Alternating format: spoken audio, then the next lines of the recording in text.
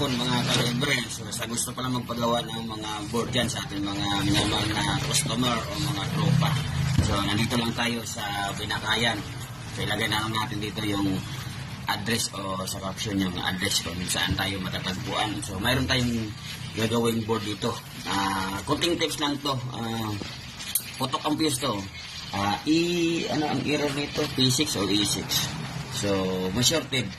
So sa mga customers natin o sa mga technician natin, so pag ito ang fuse putok, so huwag kayong basta-basta mag-jumper ng wire. Ito, ginamperan to ng wire, kaya ito lalong nasira yan. Tingnan mo, mahinang yan.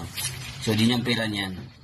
So ngayon, pag putok ang fuse, huwag na kayo kaagad-agad mag-jumper. Kailangan nyo to i-check. Kasi pag putok ang fuse, ibig sabihin, mayroon yan shorted dito na parts.